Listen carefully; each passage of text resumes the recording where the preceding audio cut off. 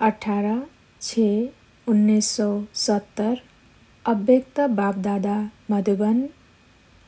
वृद्धि के लिए टाइम टेबल की विधि। वृद्धि के लिए टाइम टेबल की विधि। बाप दादा 1 सेकंड में अव्यक्त से व्यक्त में आ गया, वैसे ही बच्चे भी 1 सेकंड में व्यक्त से अव्यक्त हो सकते हो। जैसे जब चाहे तब मुख से बोले, जब चाहे तब मुख को बंद कर दें। ऐसे होता है ना? वैसे ही बुद्धि को भी जब चाहे तब चलाए, जब न चाहे तब न चले। ऐसा अभ्यास अपना समझते हो। मुख का ऑर्गन्स कुछ मोटा है, बुद्धि मुख से सूक्ष्म है, लेकिन मुख के माफिक बुद्धि को जब चाहो तब चलाओ, जब चाहो तब न चलाओ। ऐसा अभ्यास है।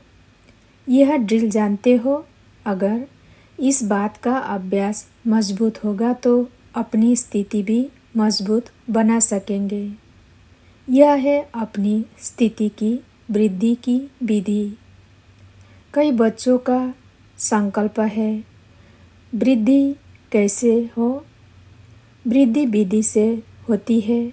अगर विधि नहीं जानते हो तो वृद्धि भी नहीं होगी। आज बाप दादा हर एक की वृद्धि और विधि दोनों देख रहे हैं। अब बताओ, क्या दृश्य देखा होगा? हर एक अपने आप से पूछे और देखें कि वृद्धि हो रही है। बहुतों ने हाथ उठाया। मेजॉरिटी अपनी वृद्धि से संतुष्ट हैं। अच्छा, सारे दिन में अव्यक्त स्थिति कितना समय रहती है? बिंदी रूप के लिए नहीं पूछते हैं। अव्यक्त स्थिति कितना समय रहती है? बाप दादा संपूर्ण स्टेज को सामने रख पूछते हैं और आप अपने पास्ट के पुरुषार्थ को सामने रख सोचते हो, कितना फर्क हो गया। वर्तमान समय पढ़ाई की मुख्य सब्जेक्ट कौन सी चल रही है?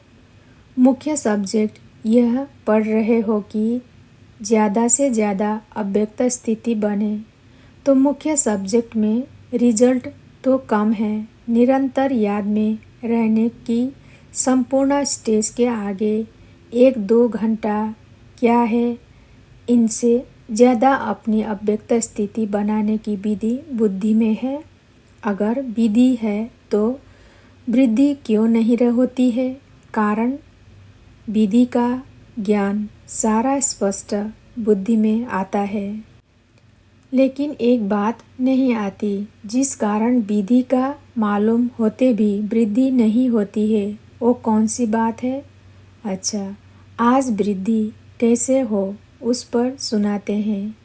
एक बात जो नहीं आती वह यह है कि विस्तार करना है और विस्तार में जाना आता है, लेकिन विस्तार को जब चाहे तब समेटना और समा लेना ये प्रैक्टिस कम है।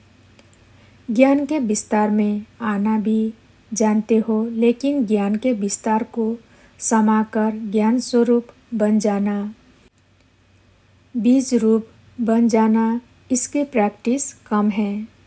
विस्तार में जाने से टाइम बहुत व्यर्थ जाता है और संकल्प भी व्यर्थ जाते हैं। इसलिए जो शक्ति जमा होनी चाहिए वो नहीं होती। इसके लिए क्या प्लान रचो, वह आज सुनते हैं। सारे विश्व में बड़े से बड़े कौन है? हम ब्राह्मण। बड़े से बड़े आदमी क्या करते हैं? आजकल के जो बड़े आदमी हैं वह क्या साधन अपनाते हैं जिससे बड़े बड़े कार्य में सफलता पाते हैं? वह पहले अपने समय को सेट करते हैं, अपना टाइम टेबल बनाते हैं। जितना बहुत बिजी होगा उतना उसका 1-1 घंटे का टाइम टेबल बनाते हैं। अगर टाइम टेबल नहीं होगा तो टाइम को सफल नहीं कर सकेंगे। टाइम को सफल नहीं करेंगे तो कार्य भी सफल नहीं होगा। इसलिए आजकल के बड़े आदमी हर समय का टाइम टेबल बनाते हैं, अपनी डायरी में नोट रखते हैं। जब आप ब्राह्मण बड़े से बड़े हो तो आप अपना टाइम टेबल रखते हो। यह एक विधि है। जैसे वो लोग सवेरे दिन आरंभ होते ही टाइम टेबल बनाते हैं, इस रीति आप हर एक अमृत बेले से ही टाइम टेबल बनाओ कि आज के दिन क्या क्या करना है। जैसे शारीरिक कार्य का टाइम टेबल बना है, वैसे आत्मा की उन्नति का भी टाइम टेबल बनाओ। समझा? इसमें अटेंशन और चेकिंग कम है। अब ऐसा टाइम टेबल बनाओ जैसा वो लोग अपने प्लान बनाते हैं। आज के दिन इतने कार्य समाप्त करने हैं, इस रीति आज के दिन अव्यक्त स्थिति का इतना % और इतना समय निकालना है। टाइम प्रमाण चलने से एक ही दिन में अनेक कार्य कर सकते हैं। टाइम टेबल नहीं होगा तो अनेक कार्य नहीं कर सकेंगे। तो अपनी डायरी बनाओ, जैसे 1 घंटे का स्थूल कार्य बना हुआ है, इस रीति आत्मा की उन्नति का कार्य नोट करो, प्लान बनाओ। फिर जैसे स्थूल कार्य करने के बाद उस पर राइट डालते हो ना, यह हो चुका, यह नहीं हुआ। इस रीति जो भी प्लान बनाते हो वह कहाँ तक प्रैक्टिकल में हुआ, वह नहीं हुआ, न होने का कारण और साथ उसका निवारण का साधन सोचकर आगे चढ़ते जाओ। आज के दिन यह करके ही छोड़ूंगा, ऐसे ऐसे पहले से प्रतिज्ञा करो। कोई भी कार्य के लिए पहले प्रतिज्ञा होती है, फिर प्लान होता है, फिर होता है प्रैक्टिकल, और प्रैक्टिकल के बाद फिर होती है चेकिंग कि यह हुआ, यह नहीं हुआ। चेकिंग के बाद जो बीती सो बीती, आगे उन्नति का साधन रखते हैं। जैसे आप लोगों ने नए विद्यार्थियों के लिए साप्ताहिक पाठ्यक्रम बनाया है ना, तो आत्मा की उन्नति के लिए भी साप्ताहिक प्लान बना सकते हो। जैसे यहाँ मधुबन में जब आते हो तो कुछ छोड़ कर के जाते हो, कुछ भर कर जाते हो। इस रीति से हर दिन कुछ छोड़ो और कुछ भरो। जब इतना अटेंशन रखेंगे तब समय के पहले संपूर्ण बन सकेंगे। समय के अनुसार अगर संपूर्ण बने तो उसकी इतनी प्राप्ति नहीं होती है। समय के अनुसार अगर संपूर्ण बने तो उसकी इतनी प्राप्ति नहीं होती है। समय के पहले संपूर्ण बनना है। संपूर्णता क्या चीज़ है उसका अनुभव करेंगे। ईश्वरीय अतीन्द्रिय सुख निरंतर क्या होता है उसका अनुभव यहाँ ही करना है। अब देखेंगे कि कायदे मुजिब कैसे अपना टाइम टेबल व साप्ताहिक कार्यक्रम बनाते हो। जितना जो सेंसिबल होते हैं वो ऐसे कार्य यथार्थ रीति से कर सकते हैं। सभी से सेंसिबल है ब्राह्मण, देवताओं से भी सेंसिबल ब्राह्मण है। तो कितना सेंसिबल बने हैं उसकी परख होगी। सेंस के साथ इंसेंस भी निकालना सिखाना है। इस इंसेंस बहुत थोड़ा होता है और जिसकी इंसेंस निकालते हैं वह बहुत विस्तार होता है। तो सेंस भी अच्छा हो चाहिए और इंसेंस निकालने भी आना चाहिए। कोई कोई में सेंस बहुत है लेकिन इंसेंस में टिकना नहीं आता है। तो दोनों ही अभ्यास चाहिए। सुनाया था ना कि आप लोग भी नेचर क्योर करने वाले हो। नेचर अर्थात संस्कार। जब पुरुषार्थ नहीं कर पाते हो तो दोष रखते हो नेचर पर। हमारी नेचर ऐसी है। नेचर पर दोष रख अपने को हल्का कर देते हो, लेकिन नहीं, आप लोग का कर्तव्य ही है नेचर क्योर करना। वह नेचर क्योर वाले फास्ट रखाते हैं, तो आप लोग को अब क्या करना है? फास्ट जाना है। लाश नहीं रहना है। फास्ट जाने के लिए फास्ट रखो। कौन सी फास्ट? टाइम टेबल बनाओ। आज इस बात की फास्ट रखेंगे, प्रतिज्ञा करो।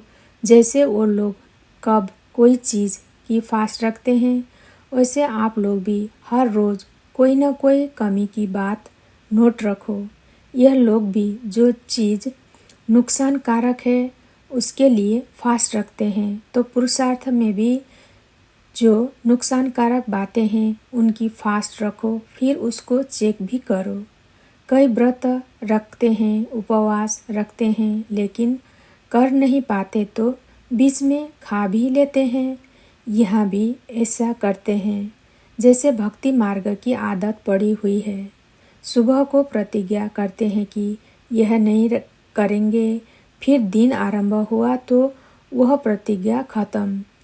यहाँ भी ऐसे सुबह को प्रतिज्ञा करते हैं, फिर कह देते समस्या ऐसी आ गई है, समस्या समाप्त होगी तो फिर करूँगा।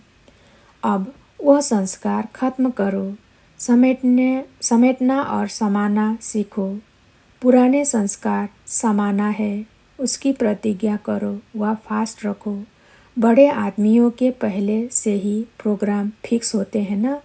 आप लोग तो सबसे बड़े हो, तो अपना प्रोग्राम भी 6 मास का फिक्स करो। यह कार्य करके ही छोड़ूंगा, बनकर ही छोड़ूंगा। जब इतना निश्चय बुद्धि बनेंगे तब विजयी बनेंगे। बाप में तो निश्चय है, लेकिन अपने में भी निश्चय बुद्धि होकर कार्य करो तो फिर विजय ही विजय है। विजय के आगे समस्या कोई चीज़ नहीं है।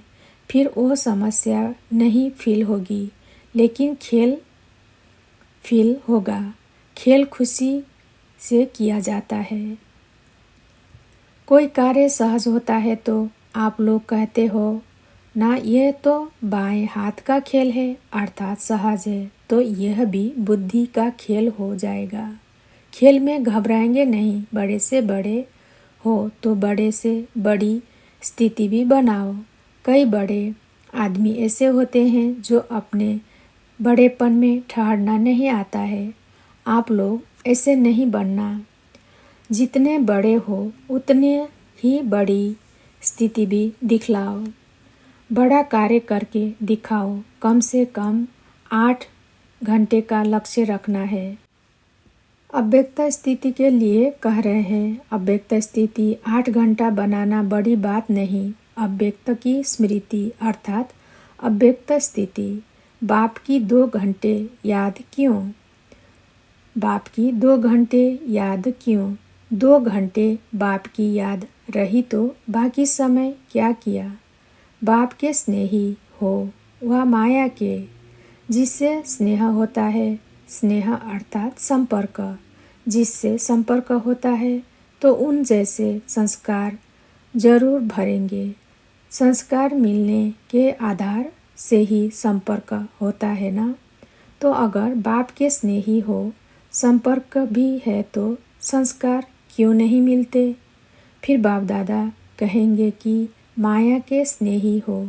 अगर 2 घंटे बाप के स्नेही और 22 घंटा माया के स्नेही रहते हो तो क्या कहेंगे? सर्विस करते भी स्नेह को, संपर्क को न छोड़ो। संपूर्ण स्टेज तो नज़दीक रहने की है। एक गीत भी है ना, न वो हमसे जुदा होंगे। जब जुदा ही नहीं होंगे तो स्नेह दिल से कैसे निकलेगा? तो होना निरंतर चाहिए, परंतु पुरुषार्थी के कारण फिर भी मार्जिन देते हैं।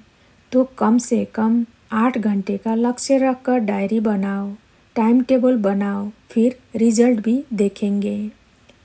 हर सप्ताह की रिजल्ट अपनी ब्राह्मणी से चेक कराओ और हर सप्ताह की रिजल्ट इकट्ठी कर 1 मास की रिजल्ट मधुबन आनी चाहिए।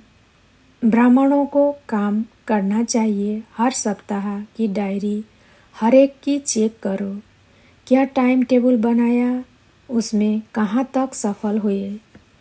फिर शर्ट में 1 मास की रिजल्ट मधुबन भेजनी है। अभी अलबेलेपन का समय नहीं है। बहुत समय अलबेला पुरुषार्थ किया।